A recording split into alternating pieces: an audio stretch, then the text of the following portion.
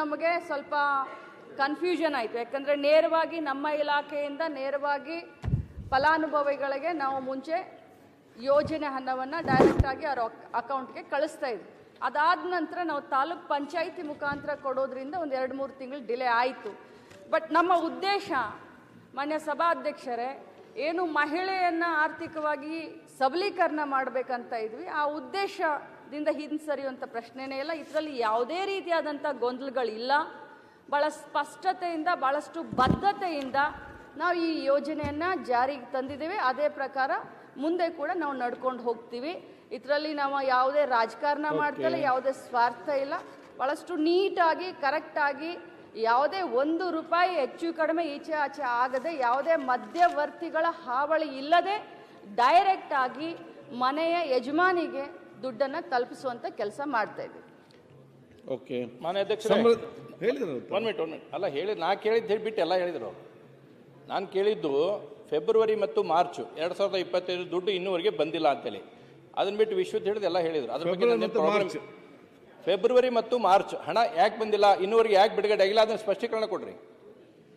ಮಾನ್ಯ ಸಭಾಧ್ಯಕ್ಷರೇ, ನಾನು ಈಗಲೇ ಸದಸ್ಯರ ಗಮನಕ್ಕೂ ತೆಗೆದುಕೊಂಡು ಬಂದಿದ್ದೀನಿ. ಇಲ್ಲಿಯವರೆಗೆ 23 ಕಂತನ್ನ ಕ್ಲಿಯರ್ ಮಾಡಿದ್ದೀವಿ.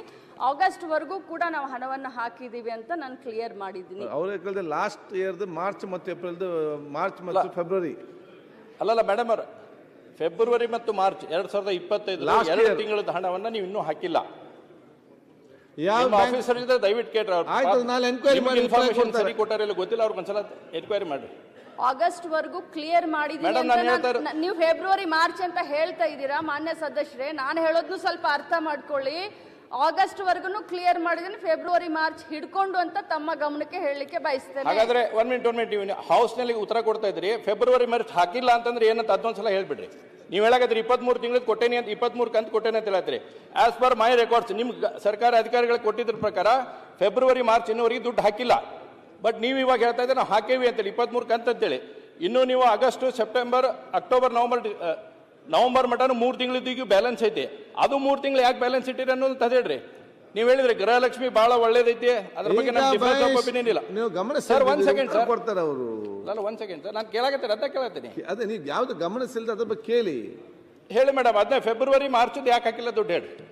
ನೋಡಿ, ನಾನು ಮಾನ್ಯ ಸದಸ್ಯರ ಗಮನಕ್ಕೆ ತೆಗೆದುಕೊಂಡು ಬರಲಿಕ್ಕೆ ಬಯಸ್ತೇನೆ ಅಧ್ಯಕ್ಷರೇ.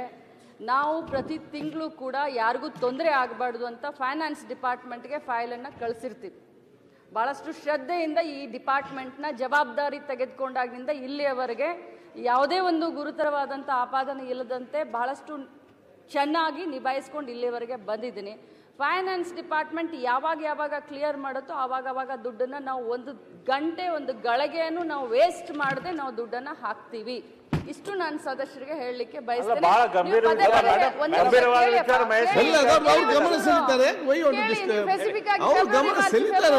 ಅಂತ ಹೇಳ್ತಾ ಇದ್ದೀರಿ. ಫೈನಾನ್ಸ್ ಡಿಪಾರ್ಟ್ಮೆಂಟ್ ಎಲ್ಲಿದೆ? ಯಾವಾಗ ಫೈನಾನ್ಸ್ ಡಿಪಾರ್ಟ್ಮೆಂಟ್ ನಮಗೆ ಕೊಡ್ತಾರೆ, 1 ನಿಮಿಷ 1 ಗಳಿಗೆ ನಾವು ತಡ ಮಾಡದೆ ನಾವು ದುಡ್ಡನ್ನು ಹಾಕ್ತೀವಿ ಅಂತಾನೆ ತಮಗೆ ಹೇಳ್ತಾ ಇದ್ದೀನಿ. ಇದಕ್ಕಿಂತ ಇನ್ನೇನು ಹೇಳಿ ನಾನು? ಮೇಡಮ್, ನಾನು ಹೇಳೋದು ಒಂದ್ಸಲ ಅರ್ಥ ಮಾಡ್ಕೊಳ್ರಿ. ಫೆಬ್ರವರಿ ಮಾರ್ಚ್ ಹಾಕಿದೆ, ಏಪ್ರಿಲ್, ಮೇ, ಜೂನ್, ಜುಲೈ ನೀವು ಹಾಕಿದ್ರಿ ದುಡ್ಡು, ಅದ್ರ ಬಗ್ಗೆ ನನ್ನ ಕ್ವಶನ್ ಇಲ್ಲ. ಯಾಕಂದ್ರೆ ನೀವು 2 ತಿಂಗಳ ಬ್ಯಾಲೆನ್ಸ್ ಇಟ್ಟಿದ್ರು. ಒಂದು ಈಗ ಹೊಸದಾಗಿ ಈಗೇನು 3 ತಿಂಗಳ ಬ್ಯಾಲೆನ್ಸ್ ಐತಲ್ಲ, ಈಗ ನಮ್ದು ಸೆಪ್ಟೆಂಬರ್, ಅಕ್ಟೋಬರ್, ನವಂಬರ್ 3 ತಿಂಗಳು ಹಾಕಿಲ್ಲ. ಯಾಕೆ ಡಿಲೇ? ಏನು ಸರ್ಕಾರ ಹತ್ರ ದುಡ್ಡು ಇಲ್ವಾ? ಏನು ಸಮಸ್ಯೆ ಇದೆ? ಅದನ್ನೊಂದು ಸ್ವಲ್ಪ ಕ್ಲಾರಿಫಿಕೇಶನ್ ಮಾಡಿ. ನಾನು ಇಲ್ಲಿಯವರೆಗೆ ಬೇರೆ ರಾಜ್ಯದ ಬಗ್ಗೆ ಮಾತನಾಡಬಾರ್ದು ಅಂತ ನಾನು ಸುಮ್ಮನೆ ಇದ್ದೆ. ನಾನು ಅನಗತ್ಯ ಬೇರೆದನ್ನ ಮೈ ಮೇಲೆ ಎಳ್ಕೊಳ್ಬಾರ್ದು ಅಂತ ಸುಮ್ಮನೆ ಇದ್ದೆ. ಪದೇ ಸದಸ್ಯರು ನನ್ನನ್ನು ಫೋರ್ಸ್ ಮಾಡ್ತಾ ಇದ್ದಾರೆ ಅಂತಂದ್ರೆ ನಿಮ್ಮ ಗಮನಕ್ಕೆ ನಾನು ತರಲಿಕ್ಕೆ ಬಯಸ್ತೇನೆ. ತಮ್ಮ ಲಾಡ್ಲಿ ಬಹನ ಏನಾಯ್ತು ಮಹಾರಾಷ್ಟ್ರದಲ್ಲಿ? ಕರ್ನಾಟಕದ ವಿಧಾನಸಭಾ ಸದಸ್ಯನಾಗಿ ನಿಮಗೆ ನನಗೆ ಲಾಡ್ಲಿ ಬಹನ ಬಗ್ಗೆ